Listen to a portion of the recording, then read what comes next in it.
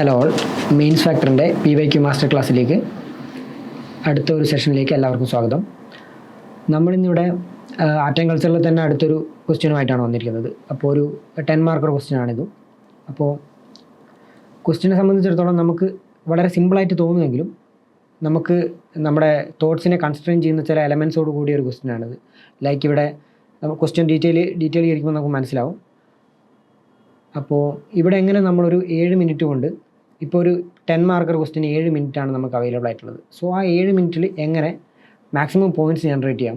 ഇപ്പോൾ ഒരു 10 മാർക്കറിനെ സംബന്ധിച്ചിടത്തോളം 12 മുതൽ 14 പോയിൻറ്റ്സ് വരെ വേണം. അപ്പോൾ ആ 14 പോയിൻറ്റ്സ് എങ്ങനെ ആ ഒരു ടൈം കൺസ്ട്രെയിനുള്ളിൽ നമുക്ക് ജനറേറ്റ് ചെയ്യാം എന്ന് നമുക്ക് നോക്കാം. ഓക്കെ, അപ്പോൾ ഇവിടെ ക്വസ്റ്റ്യൻ നോക്കുകയാണെങ്കിൽ 10 മാർക്കറാണ്. നമ്മൾ ഓൾറെഡി പറഞ്ഞു 14 പോയിൻറ്റ്സോളം ജനറേറ്റ് ചെയ്യണം. സോ നോക്കുമ്പോൾ ഇവിടെ ഡയറക്റ്റ് വേർഡ് വരുന്നത് എസ്റ്റിമേറ്റ്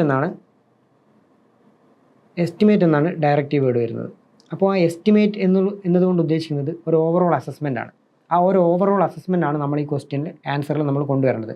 അപ്പോൾ കോൺട്രിബ്യൂഷൻ പറയുമ്പോൾ പല്ലവാസ് എന്ന് പറയുന്ന ഒരു സൗത്ത് ഇന്ത്യൻ ഡൈനാസ്റ്റിയുടെ കോൺട്രിബ്യൂഷൻസ് ആണ് ചോദിച്ചത്. അതും കോൺട്രിബ്യൂഷൻസ് എന്ന് പറയുമ്പോൾ നമ്മളിവിടെ ഒരു ലിമിറ്റേഷൻ ഉണ്ട്. അതായത് കോൺട്രിബ്യൂഷൻ എന്ന് പറയുമ്പോൾ അവരുടെ എല്ലാ കോൺട്രിബ്യൂഷൻസും നമുക്ക് എഴുതാൻ പറ്റില്ല. ലൈക്ക് അവരുടെ എക്കണോമിക് അല്ലെങ്കിൽ എന്താ പറയുക സോഷ്യലായിട്ടുള്ള എല്ലാ കോൺട്രിബ്യൂഷൻസൊന്നും നമുക്ക് എഴുതാൻ പറ്റില്ല. ഇവിടെ ചോദിച്ചിട്ടുള്ളത് ലിറ്ററേച്ചർ ആൻഡ് ആർട്ട്, അങ്ങനെ ഒരു കൺസ്ട്രെയിൻ ഉണ്ട് ഇവിടെ. അപ്പോൾ നമ്മൾ എഴുതുമ്പോൾ അല്ലെങ്കിൽ നമ്മൾ പോയിൻറ്റ്സ് ആലോചിക്കുമ്പോൾ ആ ഒരു കൺസ്ട്രെയിൻസിൽ നിന്നുകൊണ്ട് വേണം നമ്മൾ പോയിൻറ്റ്സ് ആലോചിക്കാൻ. ഓക്കെ, പിന്നെ ചോദിച്ചിരിക്കുന്നത് നമുക്ക് ഈ ഒരു ക്വസ്റ്റിനെ എങ്ങനെ സ്പ്ലിറ്റ് ചെയ്യാൻ പറ്റും നോക്കാം. എത്ര പാർട്ട് ഉണ്ട് എന്ന് നോക്കാം. ഫസ്റ്റ് ഈ ഒരു ക്വസ്റ്റിനെ സംബന്ധിച്ചിടത്തോളം ഇത് സിംഗിൾ പാർട്ടായിട്ടും 2 പാർട്ടായിട്ടും എഴുതാം, 1 പാർട്ടായിട്ടും എഴുതാം. അപ്പോൾ മാക്സിമം ഒരു ക്വസ്റ്റിനെ സ്പ്ലിറ്റ് ചെയ്യാൻ പറ്റുന്നുണ്ടെങ്കിൽ അതാണ് ഏറ്റവും നല്ല മെത്തേഡ്. ലൈക്ക് ഇവിടെ നമുക്ക് ആർട്ടെന്നും ലിറ്ററേച്ചറെന്നും 2 കീവേഡ് ഉണ്ട്. സോ ആ 2 കീവേഡിനെ 2 ഹെഡായിട്ട് വെച്ചിട്ട് നമുക്ക് പോയിൻറ്റ്സ് ജനറേറ്റ് ചെയ്യാൻ പറ്റും. അപ്പോഴാണ് എക്സാമിനെ കുറച്ചുകൂടി പ്ലീസ് ചെയ്യാൻ പറ്റുക. ഒരു എക്സാം ഇവാലുവേറ്റ് ചെയ്യുന്ന ആളെ സംബന്ധിച്ചിടത്തോളം ഇതായിരിക്കും കുറച്ചുകൂടി എളുപ്പത്തിൽ ഇവാലുവേറ്റ് ചെയ്യുന്നൊരു രീതി എന്ന് പറയുന്നത്. സോ നമുക്ക് ഹെഡ് അങ്ങനെ കൊടുക്കാൻ പറ്റും. Contribution of Pallavas and in terms of ആർട്ടും ഇൻ ടേംസ് ഓഫ് ലിറ്ററേച്ചറും. ഓക്കെ, പിന്നെ നെക്സ്റ്റായിട്ട് നമ്മൾ നോക്കുമ്പോൾ 2 പേജിലാണ് നമ്മൾ എഴുതേണ്ടത്. 12 പോയിൻറ്റ്സ് എഴുതണം, മിനിമം 12 പോയിൻറ്റ്സ് എഴുതണം. അപ്പോൾ നമ്മൾ ഇൻട്രൊഡക്ഷൻ എന്ന് പറയുമ്പോൾ ഒരു 3 ലൈനിൽ ഇൻട്രൊഡക്ഷൻ, 3 ലൈനിൽ കൺക്ലൂഷൻ വരണം. ഈ ഒരു ഭാഗത്താണ് നമ്മൾ ബോഡി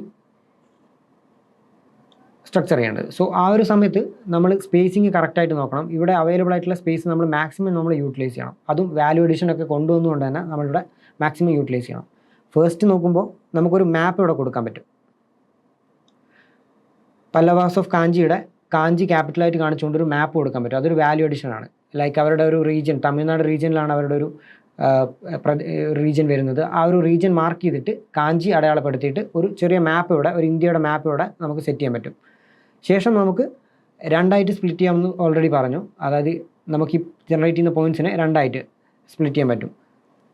അപ്പോൾ ആ ഒരു ക്വസ്റ്റിനെ സംബന്ധിച്ചിടത്തോളം ആർട്ട് എന്നും ലിറ്ററേച്ചർ എന്നും പറഞ്ഞിട്ടുണ്ട്. So contribution in terms of art, contribution in terms of literature എന്ന് പറഞ്ഞ് 2ആയിട്ട് സ്പ്ലിറ്റ് ചെയ്തിട്ട് നമുക്ക് ആൻസർ ജനറേറ്റ് ചെയ്യാം.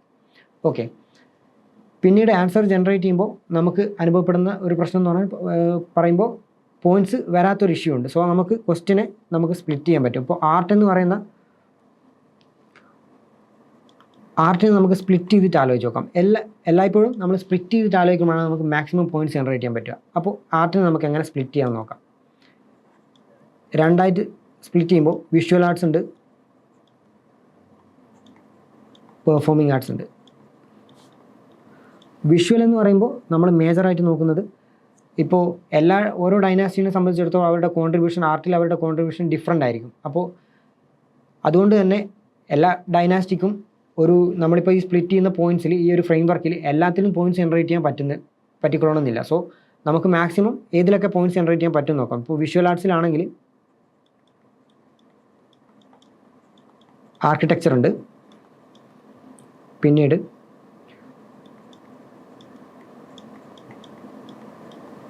സ്കൾപ്ചർ ഉണ്ട്.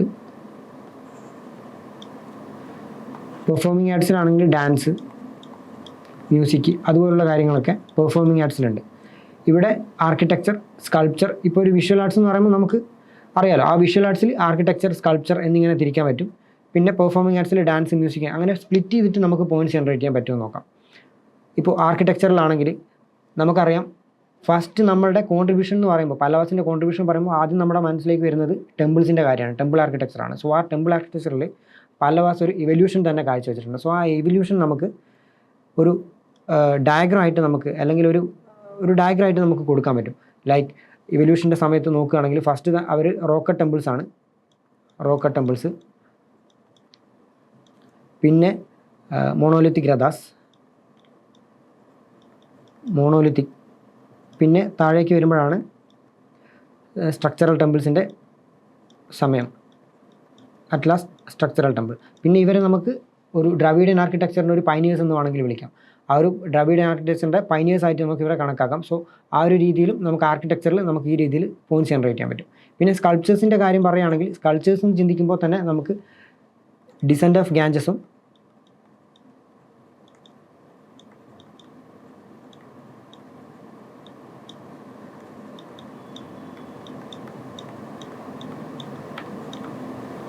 അർജുനാസ് പെനൻസും ഈ രണ്ട് സ്കൾപ്ചറാണ് അവരുടെ സമയത്തെ മേജർ ആയിട്ടുള്ള രണ്ട് സ്കൾപ്ചേഴ്സ്. സോ ആ ഒരു രീതിയിൽ നമുക്ക് പോയിൻറ്റ്സ് ജനറേറ്റ് ചെയ്യാൻ പറ്റും. സോ ഈ ഒരു കീവേഡ്സ് നമുക്ക് ഇപ്പോൾ ആർക്കിടെക്ചർ, സ്കൾപ്ചർ എന്നീ കീവേഡ്സ് നമുക്ക് കിട്ടുമ്പോൾ ആ ഒരു കീവേഡ്സിൽ നമുക്ക് ഇത്തരം പോയിൻറ്റ്സ് നമുക്ക് ആ സമയത്ത് ഓർമ്മിച്ചെടുക്കാൻ പറ്റും. അതുകൊണ്ടാണ് ഈ ഒരു ഫ്രെയിം വർക്കിൻ്റെ ഒരു ആവശ്യം നമുക്കവിടെ അനുഭവപ്പെടുന്നത്. പിന്നീട് നോക്കുകയാണെങ്കിൽ നമുക്ക് റൂളേഴ്സിൻ്റെ രീതിയിലും നമുക്കിതിനെ സ്പ്ലിറ്റ് ചെയ്യാൻ പറ്റും. ലൈക്ക് ഏത് റൂളറിൻ്റെ സമയത്താണ് ഏത് കോൺട്രിബ്യൂഷൻസ് വന്നിട്ടുണ്ടായത്. ഇപ്പോൾ നമുക്ക് അതിന് മാത്രമല്ല നമുക്ക് ആ സമയത്തുണ്ടായ മേജർ ടെമ്പിൾസിൻ്റെ ഒക്കെ പേര് ഓർമ്മയുണ്ടെങ്കിൽ അത് കോട്ട് ചെയ്യാൻ പറ്റും. ആ രീതിയിൽ നമുക്ക് പോയിൻറ്റ്സ് ജനറേറ്റ് ചെയ്യാൻ പറ്റും.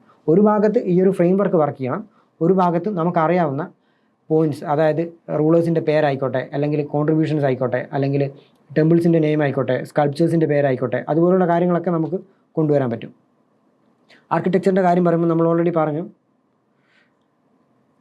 റോക്കറ്റിൻ്റെ കാര്യം പറഞ്ഞു, സ്ട്രക്ചറൽ ടെമ്പിൾസിൻ്റെ കാര്യം പറഞ്ഞു, ദ്രവിഡിയൻ സ്കൾപ്ചേഴ്സിൽ നമ്മൾ മോണോലിത്തിക് രഥാസ് പറഞ്ഞു, റിലീഫ് സ്കൾപ്ചേഴ്സ് പറഞ്ഞു, ഇപ്പോൾ ഡിസെൻഡ് ഓഫ് ഗാഞ്ചസ് അതുപോലുള്ള കാര്യങ്ങളൊക്കെ നമ്മൾ പറഞ്ഞു. പിന്നെ പെയിൻറ്റിംഗ് ആണ് പ്രധാനമായിട്ടും അടുത്ത ഒരു ഫ്രെയിംവർക്കിൽ അടുത്തായിട്ട് വരുന്നത്. ആ പെയിൻറ്റിങ്ങിൽ മ്യൂറൽ പെയിൻറ്റിങ്സ് നമുക്ക് പറയുകയാണെങ്കിൽ ഈ ഒരു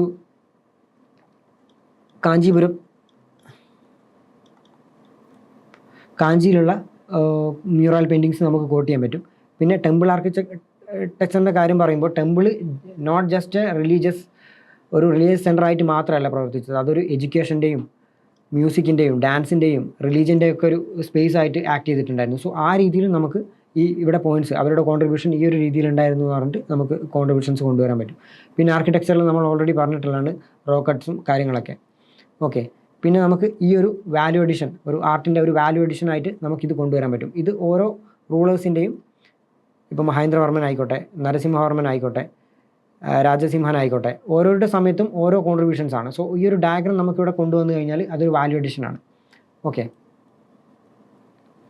പിന്നീട് നോക്കുകയാണെങ്കിൽ ലിറ്ററേച്ചറിലുള്ള കോൺട്രിബ്യൂഷനാണ്.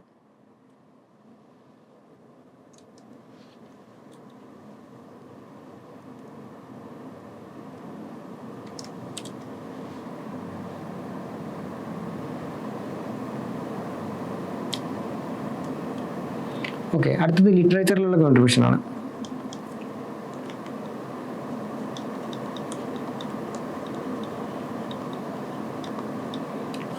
ലിറ്ററേച്ചറിൽ നമുക്ക് എല്ലാ ലിറ്ററേച്ചറിനും ഞാൻ ഓൾറെഡി പറഞ്ഞിട്ടുണ്ട് അതിൻ്റെ ഫ്രെയിം വർക്ക് ഒരു ലാംഗ്വേജ് ഉണ്ടായിരിക്കും. ആ ലാംഗ്വേജിനെ നമുക്ക് കോട്ട് ചെയ്യാം. ലാംഗ്വേജിൻ്റെ ബേസിൽ നമുക്ക് കോൺട്രിബ്യൂഷൻസ് കൊണ്ടുവരാൻ പറ്റും. ലൈക്ക് ഇവിടെ ഈ ഒരു പല്ലവാസിൻ്റെ ടൈമിൽ മേജറായിട്ടുണ്ടായിരുന്ന ലാംഗ്വേജ് എന്ന് പറയുമ്പോൾ ഒന്ന് ഒബ്വിയസ്ലി തമിഴുണ്ട്, പിന്നീട് സാൻസ്ക്രിറ്റ്. ഈ സാൻസ്ക്രിറ്റ് ലാംഗ്വേജും തമിഴ് ലാംഗ്വേജും ഈ രണ്ട് ലാംഗ്വേജിലായിട്ട് ഇവരുടെ കോൺട്രിബ്യൂഷൻ നോക്കുകയാണെങ്കിൽ ഇത് നമ്മൾ സ്പ്ലിറ്റ് ചെയ്തിട്ടാണ് ചിന്തിക്കുന്നത്. സോ ആ സ്പ്ലിറ്റ് ചെയ്യുന്ന സമയത്താണ് നമുക്ക് മാക്സിമം പോയിൻറ്റ്സ് ജനറേറ്റ് ചെയ്യാൻ പറ്റുന്നത്. സോ തമിഴിൽ നമുക്ക് നോക്കാം, സാൻസ്ക്രിറ്റിൽ നോക്കാം. സാൻസ്ക്രിറ്റിൽ നമുക്ക് ഭൈരവി ഉണ്ട്, അതുപോലുള്ള ആൾക്കാർ സാൻസ്ക്രിറ്റിൽ വരുന്നുണ്ട്. അപ്പോൾ നമ്മൾ സ്പ്ലിറ്റ് ചെയ്തിട്ട് ചിന്തിക്കുകയാണെങ്കിൽ നമുക്ക് കൂടുതൽ പോയിൻറ്റ്സ് ജനറേറ്റ് ചെയ്യാൻ പറ്റും. ഓക്കെ, ഇപ്പോൾ ലാംഗ്വേജിൻ്റെ കാര്യം നമ്മൾ സാൻസ്ക്രിറ്റ് ഓൾറെഡി പറഞ്ഞു, തമിഴ് പറഞ്ഞു. പിന്നെ ഗ്രന്ഥ സ്ക്രിപ്റ്റിൻ്റെ കാര്യത്തിലാണെങ്കിൽ ഗ്രന്ഥ സ്ക്രിപ്റ്റ് എന്ന് പറയുമ്പോൾ അവർ ആ സമയത്ത് സാൻസ്ക്രിറ്റ് തമിഴിൽ റെപ്രസെൻറ്റ് ചെയ്യാൻ വേണ്ടി അവർ ഉപയോഗിച്ചുകൊണ്ടിരുന്ന ഒരു സ്ക്രിപ്റ്റാണ് ഗ്രന്ഥ സ്ക്രിപ്റ്റ് എന്ന് പറയുന്നത്. ആ ഒരു സ്ക്രിപ്റ്റിൻ്റെ കാര്യം നമുക്കിവിടെ കോട്ട് ചെയ്യാൻ പറ്റും. പിന്നെ ലിറ്റററി വർക്ക്സ് ആ ഒരു രീതിയിൽ ചിന്തിച്ച് കഴിഞ്ഞാൽ ഇതിന് നമുക്ക് ലിറ്ററേച്ചറിനെ നമ്മൾ സ്പ്ലിറ്റ് ചെയ്യാണ്. വർക്ക്സിൻ്റെ കാര്യത്തിൽ മഹേന്ദ്രവർമ്മൻ്റെയും ദണ്ഡിൻ്റെയൊക്കെ വർക്ക് നമുക്ക് അറിയാവുന്നതാണ്. സോ എങ്ങനെ നമ്മുടെ പ്രിലിംസ് പോയിൻറ്റ്സിനെ നമുക്ക് ഈ ഒരു മെയിൻസിൻ്റെ ആൻസറിലേക്ക് കൊണ്ടുവരാം, പേപ്പറിലേക്ക് കൊണ്ടുവരാം എന്നുള്ള രീതിയിൽ നമുക്ക് ചിന്തിക്കാം. നമ്മൾ ഒരു ഭാഗത്ത് നമ്മളുടെ പ്രിലിംസിൻ്റെ നമ്മൾ പഠിച്ച പോയിൻറ്റ്സ് ഒക്കെ നമുക്ക് കാണാൻ പറ്റിക്കഴിഞ്ഞാൽ അത് നമുക്കിവിടെ ഇൻ്റഗ്രേറ്റ് ചെയ്താൽ മാത്രം മതിയാവും. പിന്നീട് റിലീജിയസ് ലിറ്ററേച്ചർ ആകുമ്പോൾ ആൽവാർസ്, നായനാർസ് അതുപോലുള്ള കാര്യങ്ങളുടെയൊക്കെ അവരുടെയൊക്കെ കോൺട്രിബ്യൂഷൻസ് ആ രീതിയിൽ ചിന്തിക്കാം. പിന്നെ എപ്പിഗ്രഫി, ഇൻസ്ക്രിപ്ഷൻസ്, നമുക്കറിയാം കോപ്പർ പ്ലേറ്റ്സിൻ്റെ ഒക്കെ ഒരു ശേഖരം തന്നെ ഉണ്ടായിരുന്നു. സോ ആ രീതിയിൽ ചിന്തിക്കാം. പിന്നെ നമുക്ക് മഹേന്ദ്രവർമ്മൻ, ദണ്ഡിൻ, ഭരവി അതുപോലുള്ള ആൾക്കാരുടെ പാട്രണേജ് അല്ലെങ്കിൽ അതുപോലുള്ള ആൾക്കാരുടെ ബേസിൽ നമുക്ക് ചിന്തിക്കാം. അങ്ങനെയുള്ള കീവേഡ്സ് നമുക്കിവിടെ കൊണ്ടുവരാം. ഈ ഒരു കീവേഡ്സും ഈ ഒരു സ്ട്രക്ചറും കൂടെ ഇൻ്റഗ്രേറ്റ് ചെയ്തിട്ടാണ് നമ്മളിവിടെ പോയിൻറ്റ്സ് ജനറേറ്റ് ചെയ്യുന്നത്. ഓക്കെ. പിന്നീട് റിലീജിയസ് ലിറ്ററേച്ചറിൻ്റെ കാര്യം പറയുമ്പോൾ അപ്പർ, സമ്പനാർ, ആൾവാസ് ഇതുപോലുള്ള കാര്യങ്ങളൊക്കെ നമുക്ക് കീവേഡ്സ് ആയിട്ട് ഇവിടെ യൂസ് ചെയ്യാൻ പറ്റും. അപ്പോൾ അവരുടെയൊക്കെ ഒരു കോൺട്രിബ്യൂഷൻ നമുക്കിവിടെ കാണാൻ പറ്റും. ഓക്കെ. പിന്നീട് ഇൻട്രൊഡക്ഷൻ കൺക്ലൂഷനിലേക്ക് വരുമ്പോൾ ഇൻട്രൊഡക്ഷൻ നമ്മൾ ഇൻട്രൊഡ്യൂസ് ചെയ്യുന്ന സമയത്ത് രണ്ട് രീതിയിൽ നമുക്ക് ഇൻട്രൊഡ്യൂസ് ചെയ്യാം. ഒന്ന് ഹിസ്റ്റോറിക്കൽ ഇൻട്രൊഡക്ഷൻ ഉണ്ട്. ഹിസ്റ്റോറിക്കൽ എന്ന് പറയുമ്പോൾ നമ്മളവിടെ കോണ്ടക്സ്റ്റ് സെറ്റ് ചെയ്യാണ്. അവിടെ 6 മുതൽ 9th സെഞ്ചുറി വരെയാണ്, 6 to 9th സെഞ്ചുറി വരെയാണ് അവരുടെ ഒരു ടൈം ഉണ്ടായിരുന്നത്, ടൈം പീരീഡ്. ആ ടൈം പീരീഡ് കോട്ട് ചെയ്ത് കാഞ്ചീപുരയുടെ ക്യാപിറ്റലാണ് ആ ഒരു ഫാക്റ്റ് കോട്ട് ചെയ്തിട്ട് പിന്നെ നമുക്ക് അവരുടെ ഓവറോൾ ഒരു കോൺട്രിബ്യൂഷൻ ആണല്ലോ ചോദിച്ചത്. അപ്പോൾ ഒരു അച്ചീവ്മെൻറ്റ്സ് പറഞ്ഞിട്ട് നമുക്കൊരു ഇൻട്രൊഡ്യൂസ് ചെയ്യാൻ പറ്റും. അതല്ലെങ്കിൽ നമുക്ക് ആർക്കിടെക്ചർ ബേസ് ചെയ്തിട്ട് ഇവരുടെ ഏറ്റവും വലിയ കോൺട്രിബ്യൂഷൻ വരുന്നത് ആർക്കിടെക്ചറിലാണ്. ഇവർ ദ്രാവിഡിയൻ ആർക്കിടെക്ചറിൻ്റെ പൈനിയേഴ്സ് ആയിട്ടാണ് അറിയപ്പെടുന്നത്. സോ ആ രീതിയിൽ ആർക്കിടെക്ചർ ബേസ് ചെയ്തിട്ടും നമുക്കൊരു ഇൻട്രൊഡക്ഷൻ ചെയ്യാൻ പറ്റും. അത് ഇതിൻ്റെ ഒരു പ്രാധാന്യം എന്ന് പറയുമ്പോൾ ഇവിടെ കോൺട്രിബ്യൂഷനാണ് ചോദിച്ചിട്ടുള്ളത്. സോ ഇവരുടെ ഏറ്റവും വലിയ കോൺട്രിബ്യൂഷൻ വരുന്നത് ആർക്കിടെക്ചറിലാണ്. സോ നമുക്ക് ആർക്കിടെക്ചർ ബേസ് ആയിട്ടുള്ള ഒരു കോൺട്രിബ്യൂഷനും നമുക്കിവിടെ കൊണ്ടുവരാൻ പറ്റും. ക്ലാസിക്കൽ ദ്രവിഡിയൻ ആർക്കിടെക്ചർ എന്ന് പറയുന്ന ഒരു കീവേഡ്സ് ഒക്കെ കോട്ട് ചെയ്തിട്ട് നമുക്ക് ആ രീതിയിൽ കൊണ്ടുവരാൻ പറ്റും. പിന്നീട് കൺക്ലൂഡ് ചെയ്യുന്ന സമയത്ത് നമ്മൾ എപ്പോഴും ശ്രദ്ധിക്കേണ്ടത്, കൺക്ലൂഡ് ചെയ്യുന്ന സമയത്ത് അവരുടെ ഒരു ഫ്യൂച്ചറിസ്റ്റിക് ആയിട്ടുള്ളൊരു കോൺട്രിബ്യൂഷൻ നമ്മൾ നോക്കണം. അപ്പോൾ നമ്മൾ ഓൾറെഡി അവരുടെ കോൺട്രിബ്യൂഷൻ, അവർ നിലനിന്ന സമയത്തുള്ള അവരുടെ ഒരു കോൺട്രിബ്യൂഷൻ നമ്മൾ നോക്കിയിട്ടുണ്ടായിരുന്നു. അതല്ലാതെ അവർ ഫ്യൂച്ചറിസ്റ്റിക് ആയിട്ട്, ഫോർ എക്സാമ്പിൾ നമ്മൾ ചോളാസിൻ്റെ അല്ലെങ്കിൽ അത് കഴിഞ്ഞിട്ടുള്ള വിജയനഗര എംപയറിൻ്റെ അവർക്കൊക്കെ ഒരു ആർക്കിടെക്ചറിലൊക്കെ അവർക്കൊരു പൈനിയേഴ്സ് ആയിട്ട് ആക്ട് ചെയ്തിട്ടുള്ളത് ഈ ഒരു പല്ലവാസ് തന്നെയായിരുന്നു. സോ ആ ഒരു രീതിയിൽ നോക്കുമ്പോൾ നമുക്ക് അവർക്കും ഒരു കോൺട്രിബ്യൂഷൻ ഇവർ നൽകിയിട്ടുണ്ട്. അപ്പോൾ ഒരു ഫ്യൂച്ചറിസ്റ്റിക് കോൺട്രിബ്യൂഷൻ്റെ ഒരു രീതിയിൽ നമുക്ക് കൺക്ലൂഡ് ചെയ്യാൻ പറ്റും. ഓക്കെ. വിജയനഗര ട്രഡീഷൻ അല്ലെങ്കിൽ ചോള, പാണ്ഡ്യ ഇവർക്കൊക്കെ